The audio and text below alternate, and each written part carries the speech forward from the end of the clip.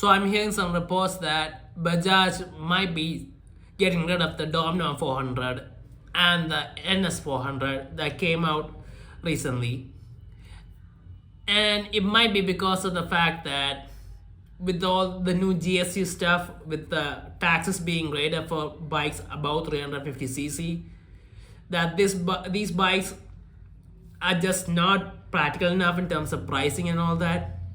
And considering that just below 350cc the price are lower as well, so there's a seems like a big price gap between the under 350cc bikes and the 400cc bikes, and the performance isn't that big enough.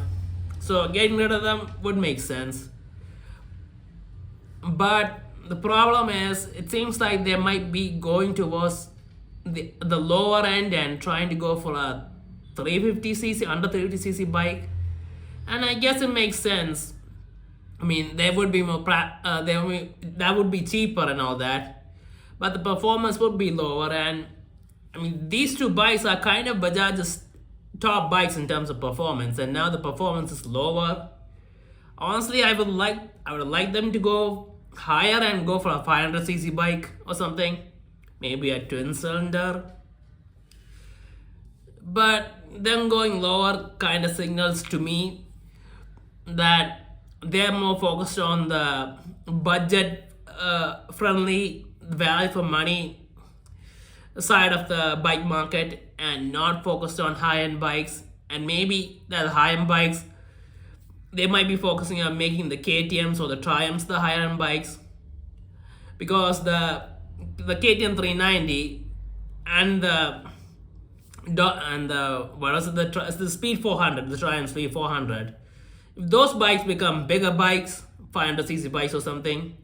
I don't know if KTM has a 500cc bike, but anyway, if the Triumph Speed 400 becomes a 500, it would kind of work as long as the bike looks big enough. I mean, the main problem with the Speed 400 is the looks. Other than that, it seems like a great bike. But again, with KTM, I heard that they might be going lower too with the 350cc bike that might be based on the CF motorbike. And yeah, I feel like KTM should try to go higher, although they do have much higher end bikes, so I guess they could just focus on it. But there seems like a bit of a gap that's gonna be there for Bajaj in the bike market.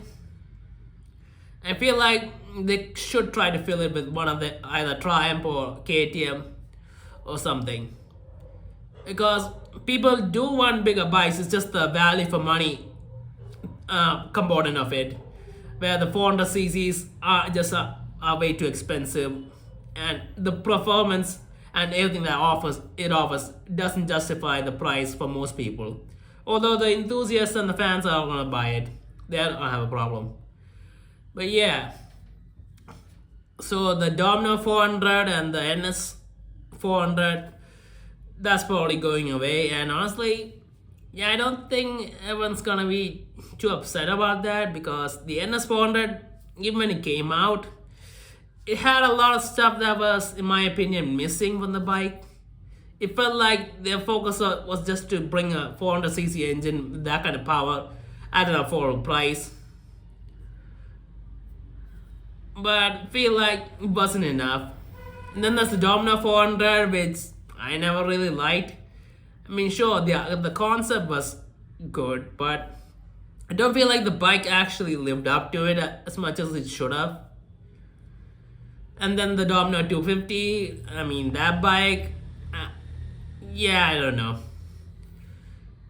But anyway, so these two bikes are becoming 350cc bikes, which kind of makes it interesting where the 250s will, how this will affect the 250s and the rest of the lineup, because now that the power and the capabilities becoming closer to the lower end, it's going to affect the entire lineup, and it's going to become a whole lot more confusing. But anyway, this is what I'm hearing, and I'm guessing it will likely happen, although I wish that we would get some bigger, more powerful bikes instead. I mean, a 350cc bike, honestly, apart from pricing, I don't think there's a lot of things that the 500cc bike would offer that seems compromising to the rider. I mean, sure, you can get a bit more fuel economy, but if it's a 500cc bike with a lot of power, with 50 horsepower or something, I don't think people would mind. But yeah, so that's what I'm hearing, and let's wait and see what happens to these two bikes.